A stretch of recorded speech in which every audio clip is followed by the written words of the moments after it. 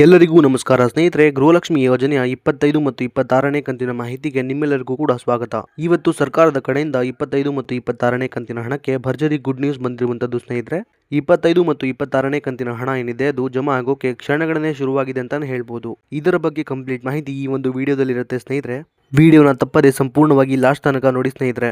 ವಿಡಿಯೋನ ಎಲ್ಲೂ ಕೂಡ ಸ್ಕಿಪ್ ಮಾಡಬೇಡಿ. ಎಲ್ಲ ಮಹಿಳಾ ಫಲಾನುಭವಿಗಳಿಗೂ ಭರ್ಜರಿ ಅಂದರೆ ಭರ್ಜರಿ ಗುಡ್ ನ್ಯೂಸ್ ಇದೆ ಅಂತಾನೆ ಹೇಳ್ಬೋದು.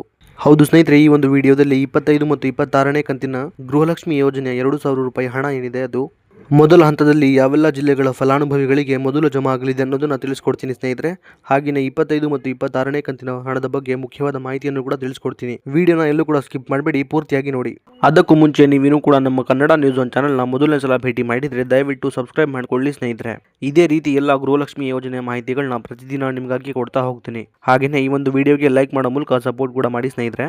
25 ಮತ್ತು 26ನೇ ಕಂತಿನ ಗೃಹಲಕ್ಷ್ಮಿ ಯೋಜನೆಯ ಹಣದ ಬಗ್ಗೆ ನಮ್ಮ ಕರ್ನಾಟಕ ರಾಜ್ಯ ಸರ್ಕಾರದ ಕಡೆಯಿಂದ ಒಂದು ಗುಡ್ ನ್ಯೂಸ್ ಕೊಟ್ಟಿದ್ದಾರೆ ಅಂತಾನೆ ಹೇಳ್ಬೋದು ಸ್ನೇಹಿತರೆ. ಅದೇನಪ್ಪಾ ಅಂದ್ರೆ 25 ಮತ್ತು 26ನೇ ಕಂತಿನ ಗೃಹಲಕ್ಷ್ಮಿ ಯೋಜನೆಯ ಹಣ ಏನಿದೆ ಅದು ನಾಳೆಯಿಂದ ಅಂದ್ರೆ ಇದೇ ಜನವರಿ ತಿಂಗಳಿಂದ ಎಲ್ಲ ಫಲಾನುಭವಿಗಳ ಖಾತೆಗಳಿಗೆ ಬಿಡುಗಡೆ ಮಾಡುವ ಪ್ರೋಸೆಸ್ ಸ್ಟಾರ್ಟ್ ಆಗುತ್ತೆ ಅನ್ನುವಂತಹ ಒಂದು ಗುಡ್ ನ್ಯೂಸ್ ಸಿಕ್ಕಿದೆ ಸ್ನೇಹಿತರೆ. 25 ಮತ್ತು 26ನೇ ಕಂತಿನ ಗೃಹಲಕ್ಷ್ಮಿ ಹಣ ಮೊದಲನೇ ಹಂತದಲ್ಲಿ ಸುಮಾರು 18 ಜಿಲ್ಲೆಗಳ ಫಲಾನುಭವಿಗಳಿಗೆ ಜಮಾ ಮಾಡಲು ರಾಜ್ಯ ಸರ್ಕಾರ ಮುಂದಾಗಿದೆ ಅಂತಾನೆ ಹೇಳ್ಬೋದು ಸ್ನೇಹಿತರೆ. ಈಗ ಯಾವೆಲ್ಲ ಜಿಲ್ಲೆಗಳಿಗೆ ಮೊದಲನೇ ಹಂತದಲ್ಲಿ 25 ಮತ್ತು 26ನೇ ಕಂತಿನ ಗೃಹಲಕ್ಷ್ಮಿ ಯೋಜನೆಯ ಹಣ ಜಮಾ ಆಗುತ್ತೆ ಅನ್ನೋದು ನಾವು ನೋಡ್ತಾ ಹೋಗೋಣ ಬನ್ನಿ ಸ್ನೇಹಿತರೆ.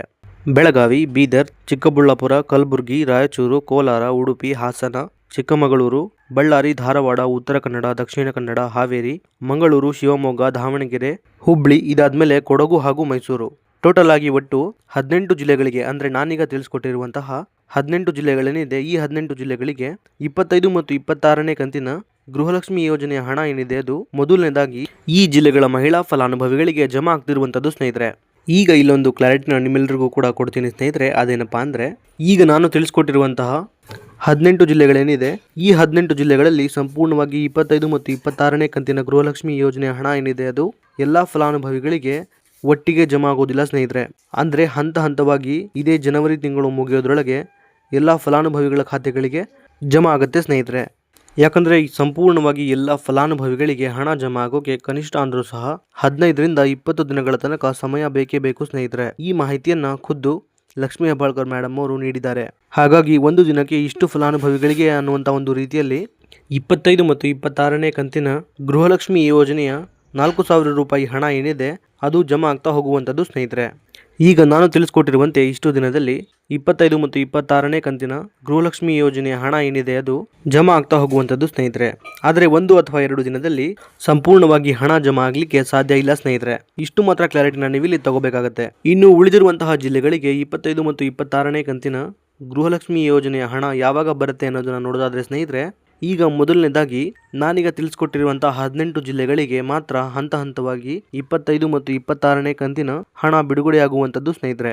ಹಾಗೆಯೇ ಬಾಕಿ ಇರುವಂತಹ ಜಿಲ್ಲೆಗಳಿಗೆ ಈ ಜಿಲ್ಲೆಗಳ ಫಲಾನುಭವಿಗಳಿಗೆ ಹಣ ಜಮಾ ಆಗುವ ಪ್ರೋಸೆಸ್ ಮುಗಿದ ನಂತರ ಬಾಕಿ ಇರುವಂತಹ ಜಿಲ್ಲೆಗಳಿಗೂ ಕೂಡ 25, 26ನೇ ಕಂತಿನ 2,000 ರೂಪಾಯಿ ಹಣ ಏನಿದೆ ಅದು ಜಮಾ ಆಗೋಕೆ ಶುರುವಾಗುತ್ತೆ ಸ್ನೇಹಿತರೆ. ಇನ್ನು ಸಾಕಷ್ಟು ಜನ ಫಲಾನುಭವಿಗಳಿಗೆ ಇನ್ನೂ ಕೂಡ 23 ಮತ್ತು 24ನೇ ಕಂತಿನ ಬಾಕಿ ಹಣ ಏನಿದೆ ಅದು ಜಮಾ ಆಗಿಲ್ಲ ಅನ್ನುವಂಥ ಒಂದು ಕಾಮೆಂಟ್ಗಳು ಬರ್ತಾ ಇರುತ್ತೆ ಸ್ನೇಹಿತರೆ. ಅಂತಹ ಎಲ್ಲ ಫಲಾನುಭವಿಗಳಿಗೆ ಹೇಳೋದೇನೆಂದ್ರೆ 23 ಮತ್ತು 24ನೇ ಕಂತಿನ ಹಣ ಏನಿದೆ ಅದು ಕಳೆದ ನವೆಂಬರ್ ಮತ್ತು ಡಿಸೆಂಬರ್ ತಿಂಗಳಲ್ಲಿ ಜಮಾ ಆಗೋಕೆ ಶುರುವಾಗಿರುವಂತದ್ದು ಸ್ನೇಹಿತರೆ. ಹೀಗಾಗಿ ಎಲ್ಲ ಮಹಿಳೆಯರ ಖಾತೆಗಳಿಗೆ ಹಣ ಜಮಾ ಆಗೋಕೆ ಸ್ವಲ್ಪ ಸಮಯ ಹಿಡಿಯುತ್ತೆ. ಆದ್ದರಿಂದ ನಿಮ್ಮ ಖಾತೆಗಳಿಗೂ ಸಹ ಈ ತಿಂಗಳ ಒಳಗಾಗಿ 23 ಮತ್ತು 24ನೇ ಕಂತಿನ ಪೆಂಡಿಂಗ್ ಹಣ ಏನಿದೆ ಅದು ಜಮಾ ಆಗತ್ತೆ. ಹಾಗಾಗಿ ಯಾರು ಕೂಡ ಚಿಂತೆ ಮಾಡುವ ಅಗತ್ಯ ಇಲ್ಲ. ಇದಿಷ್ಟು ಕೂಡ ಇವತ್ತಿನ ಮಾಹಿತಿಯಾಗಿತ್ತು ಸ್ನೇಹಿತರೆ. ಇದೇ ರೀತಿ ಎಲ್ಲ ಗೃಹಲಕ್ಷ್ಮಿ ಯೋಜನೆಯ ಹೊಸ ಮಾಹಿತಿಗಳಿಗಾಗಿ ನಮ್ಮ ಕನ್ನಡ ನ್ಯೂಸ್ ಒನ್ ಚಾನಲ್ನ ದಯವಿಟ್ಟು ಸಬ್ಸ್ಕ್ರೈಬ್ ಮಾಡಿಕೊಳ್ಳಿ. ಹಾಗೆಯೇ ಈ ಒಂದು ವಿಡಿಯೋ ನಿಮಗೆ ಇಷ್ಟ ಆಗಿದ್ದರೆ ಲೈಕ್ ಮಾಡೋ ಮೂಲಕ ಸಪೋರ್ಟ್ ಕೂಡ ಮಾಡಿ. ಮತ್ತೆ ಮುಂದಿನ ವಿಡಿಯೋದಲ್ಲಿ ಸಿಗೋಣ. ಅಲ್ಲಿವರೆಗೂ ಧನ್ಯವಾದ.